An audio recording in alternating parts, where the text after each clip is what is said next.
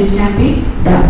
So automation of the different systems were possible by using these AI tools, which can think about like human beings. Like human beings, the systems, the machines were able to take out and come out with some information. So you know that when data is processed, what comes out? Yes. Information. The output produced is information. Okay. That is done generally by the simple database systems and other data structures or algorithms. But when this information is further processed, what happens? When the information which is produced is again and again refined, applied some algorithms on those information, and then we get some hidden information which is called as knowledge. Okay, that knowledge is necessary in every aspect of the like in different domains also. Whether it may be in the banking or it may be in the medical field or in the education itself, that knowledge is very important to make more appropriate decisions. Okay, so you know that data mining, data warehousing concepts. Those who are having computer background may be knowing about the data mining systems. Okay, they are the advanced systems, RDBMS systems, database management systems. These data mining techniques will torture the data until it converts the right type of information. Okay, the main concept of data mining is to torture the data again and again and again until it converts the right type of information which is needed for making proper decision making.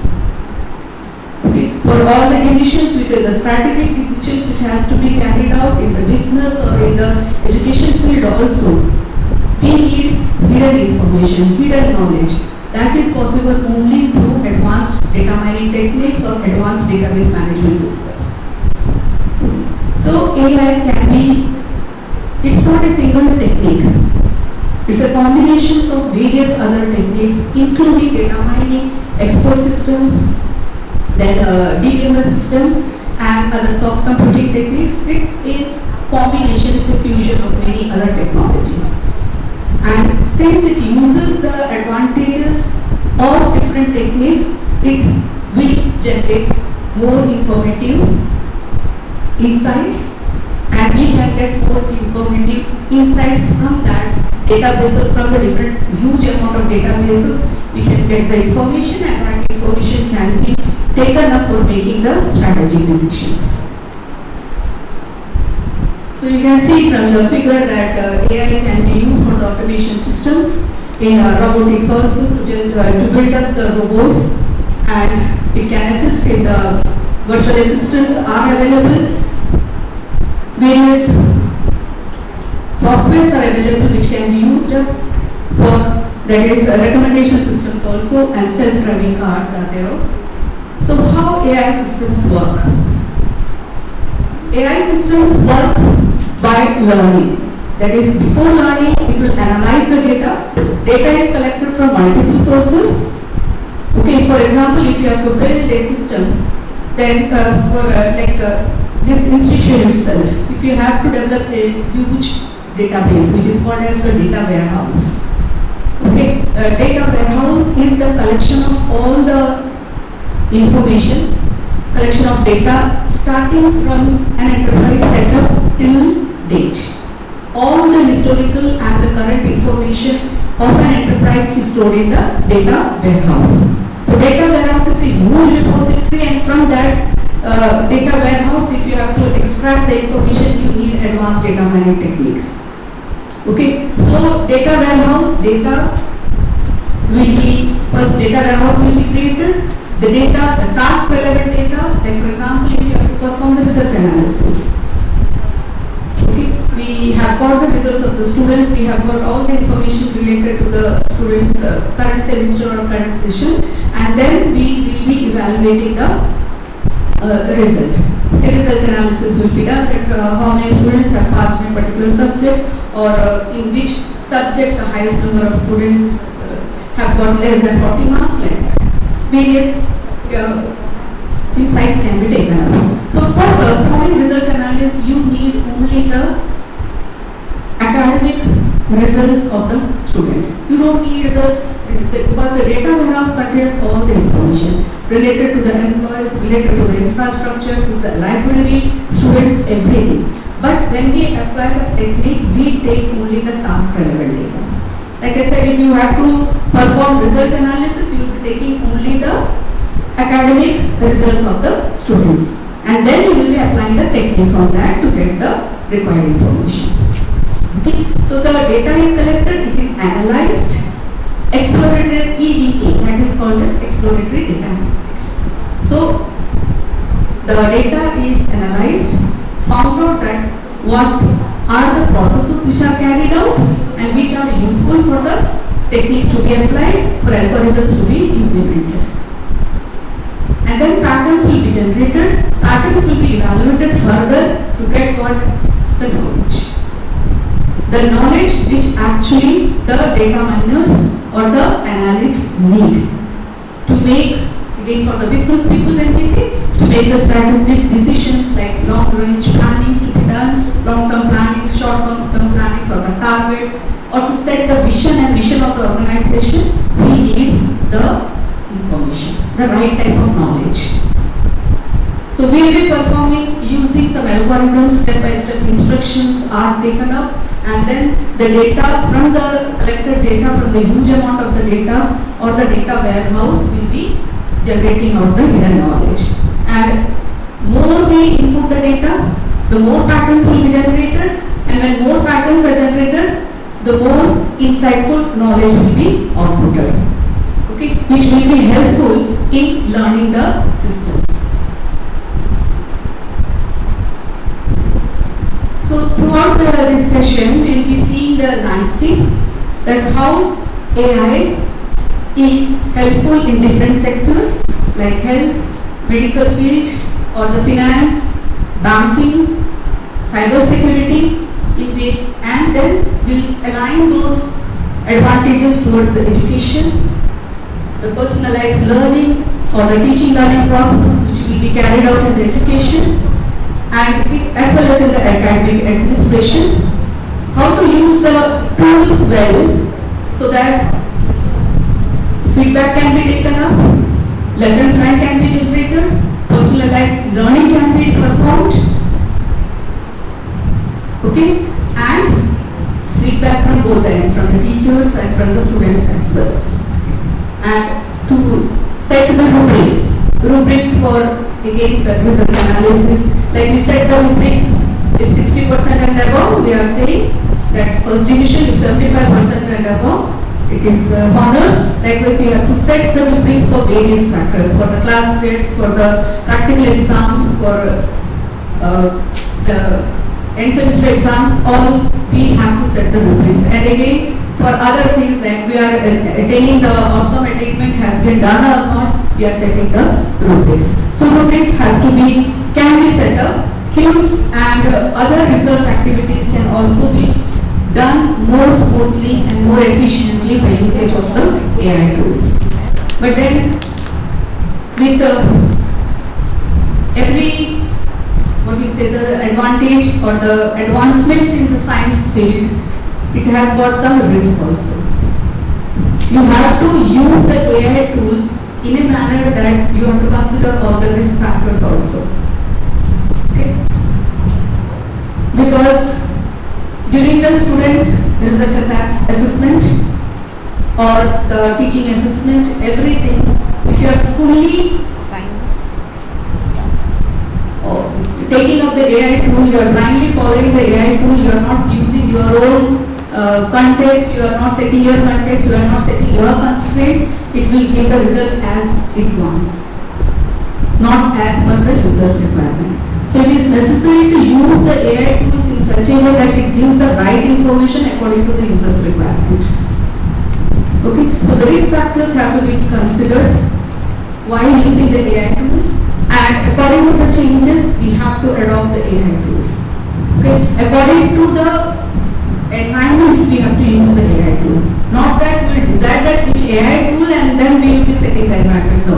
You have to set the environment, you have to see the environment, see that which AI tool will be more applicable to that particular environment, to the universities or to the institutes, governors or towards the norms, rules. Accordingly, we have to select the AI. You have to see the teacher's capability, the student's literacy level, all those factors will decide that which AI tool has to be purchased. So we will be seeing different modules within this session, foundations that what are the different techniques which will be used, artificial intelligence, machine learning, deep learning, generative AI, agents and other failure modes also have to be concentrated. Module 1 will be covering the applications of AI across different industries, different sectors, and module 2 will be application of AI in the education field, the pedagogy, according to the pedagogy or assessment, research field also, that many scholars are using the research AI tools in the research activities, and governance also has to be set accordingly. Module 3, AI tools for teachers, like for demonstration purpose, for the lesson plans, for the workflows. So AI, as said, is an umbrella. It's encompassing various other techniques. It's not just one expert system, but it is comprising of data mining techniques, data warehousing, software engineering, data structures, many other fields, data, deep learning, machine learning and all. So artificial intelligence, like we know that the tasks which are associated with the human intelligence, it will start thinking like human and give the information as per the requirement. So machine learning, again, will be using some algorithms. We have got various algorithms. Some are termed as supervised learning, some are termed as unsupervised learning, reinforcement learning, semi-supervised learning. So many techniques and algorithms are available in machine learning, which is helpful in various fields. Like when we say about the machine learning, supervising technique, supervised learning, we have got a huge data set, and within the this machine learning, within the supervised learning also we have got different techniques. The basic technique which used is classification, regression or prediction. So from the term classification, it is clear that you are classifying the data objects into different classes. Okay, but you know the eligibility criteria of each class. Okay, for example, if you have to classify the students into different branches or different classes like BSc, and some students have to be classified into MSc. So each class, you know, to get admitted in BSc, what are the eligibility criteria? Okay, in admission, to get the admission in MSc, you know that what are the eligibility criteria. So that is called as supervised learning. You know that what are the criteria, and accordingly you are classifying the data objects into different classes. We know the class values, we know the class values. Okay, and it is helpful in the prediction of the future data. How the prediction is done? Prediction is done by studying the past data, studying the current data, and then predicting the future data. In the past data, that what are like seeing the climate conditions. Okay, seeing the climate conditions like humidity, temperature, waterfall or rainy. Okay, these factors will determine whether rain will fall or not. Okay, there may be a sequence of things which are following in the past, and the current climatic conditions will determine whether rain will be there or not. If there is sunny, if there is cloudy, if there is overcast is there, okay, temperature has gone down, humidity has risen, these will determine whether rain will fall or not. Similarly, we have got one machine learning technique which is called as regression. Regression is done with the numerical values. For example, if you have to invest, if you have to take up a policy, we will see the basic amount, the principal amount, we will see the rate of interest, for how many years all will be calculated, and accordingly will predict the value of the current investment. Maybe after 10 years, what will be the future value of that investment.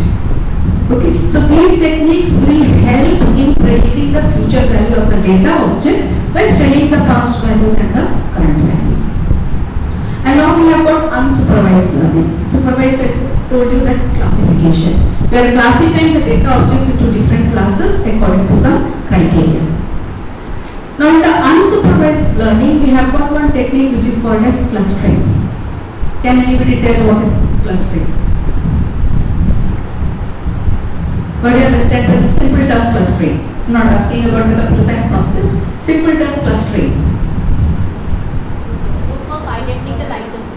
Any grouping of the data objects. Okay, grouping of the data objects, like classification. Here also we are grouping the data objects into different groups. But here the groups are called as clusters. Here we don't have any predefined class values. We don't have any predefined eligibility criteria to classify the objects into different clusters. Okay, that's the main difference between classification and clustering. Classification is a supervised learning, whereas clustering is unsupervised learning. In classification, we have got the eligibility criteria. Accordingly, we are classifying the data objects into different classes. But in clustering, we don't have any predefined classes. But those objects which are having similar properties, those objects will be grouped into one cluster. Okay, the main objective of clustering is that intra-clustering similarity should be very high. Intra means within the cluster. Within the cluster, the data objects will be having very high similarity between them. Okay, and inter-cluster similarity should be very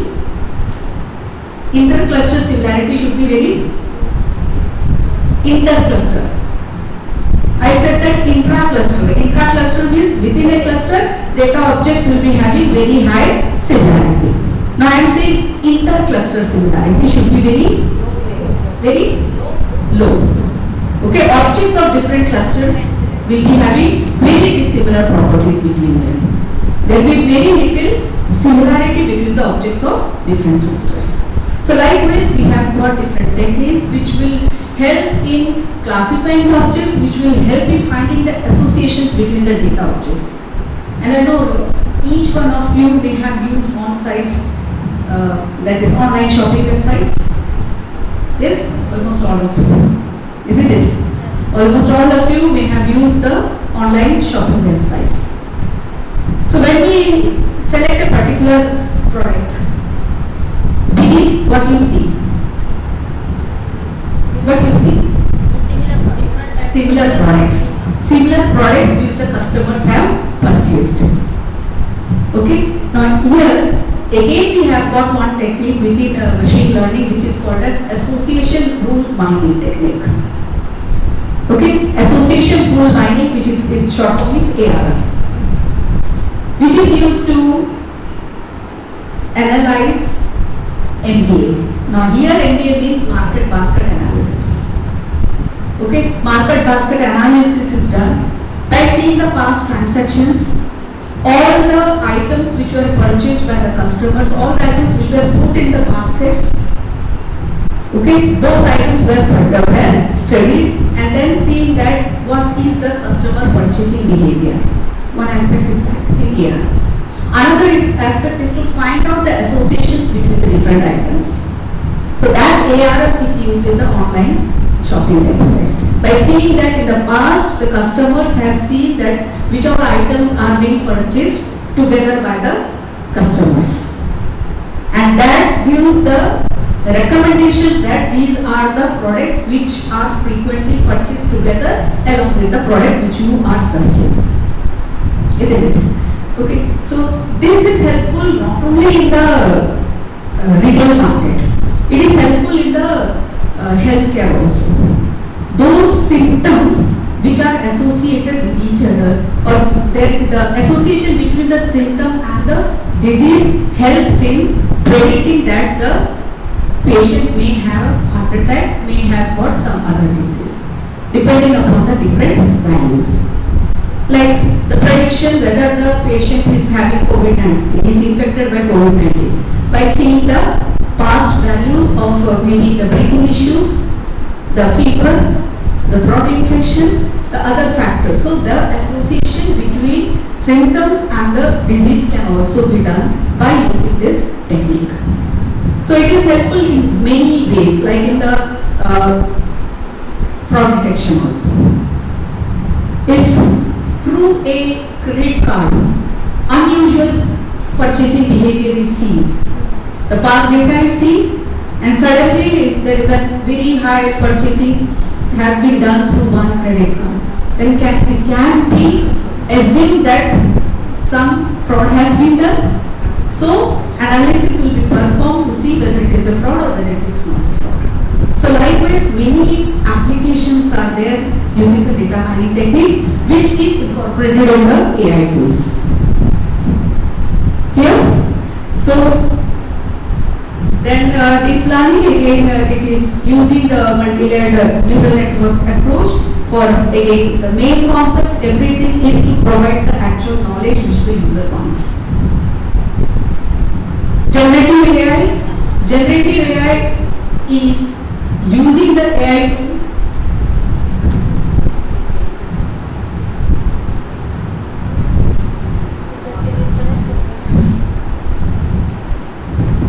generative AI that is using the AI tools for generation of the systems. Like I said, using the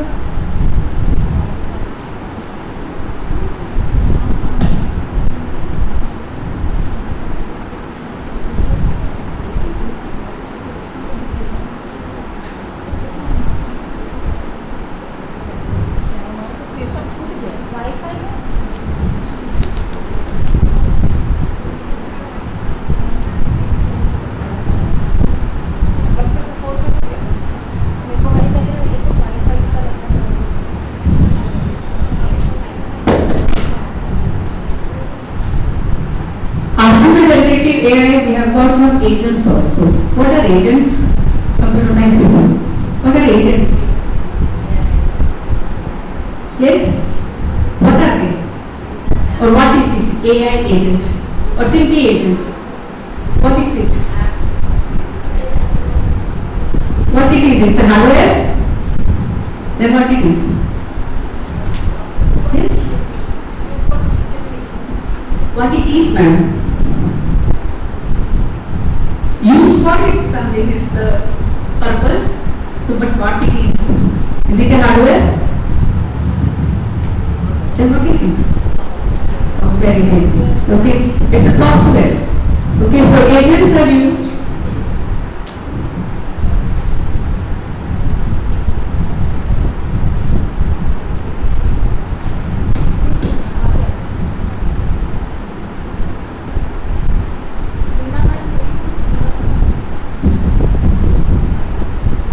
So AI agents, again are the software or application programs which uses the AI tools to get more insights, to perform the tasks more accurately, more efficiently, consuming less time as compared to the daily work which we perform.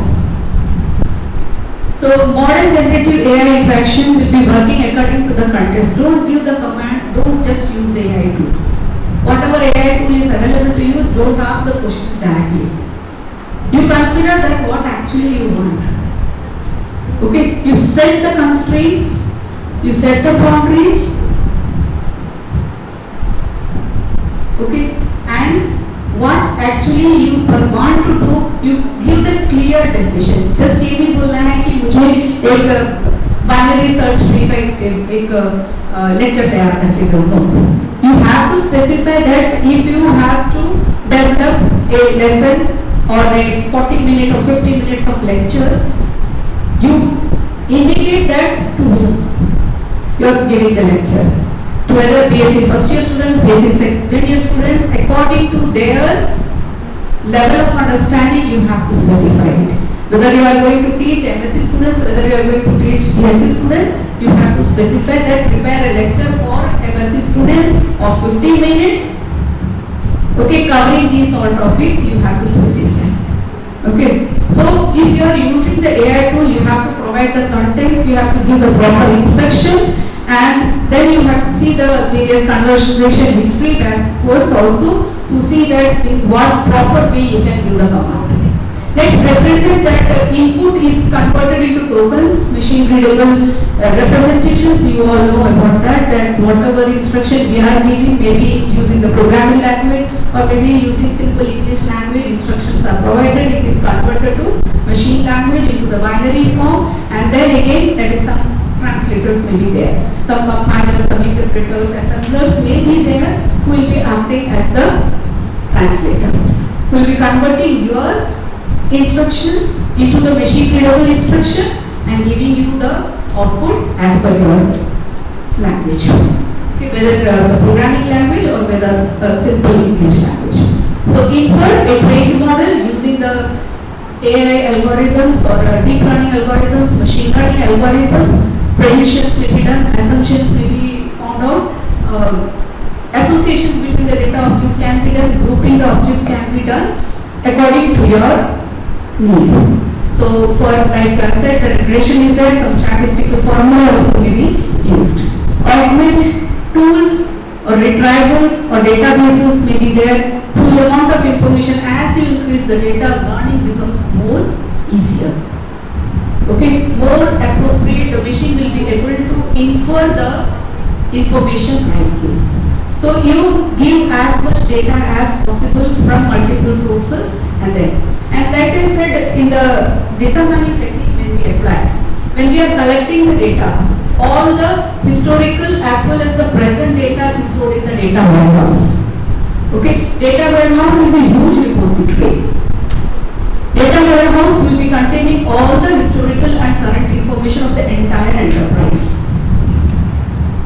Okay, and since the data is collected from multiple sources, some from the records, files, application programs, from government policies, from internet. So data is collected from multiple sources. And since data is collected from multiple sources, they may be in different formats. Okay, they may be in different formats, their units may be different, like for example, date of birth or date of joining. Okay, so in one database it may be DD, MM, YY format. In another it may be MM, DD, YY format. So before storing the entire data collected from multiple sources, all the data has to be converted into a single format. Maybe one of the formats may be taken DD, MM, YY, or some third format can be created and all the data will be converted, all the data can be converted into that one single unified format. Similarly, if you are taking the height, in some it may be in meters, in others it may be centimeters, in third it may be inches. Everything has to be converted into one format.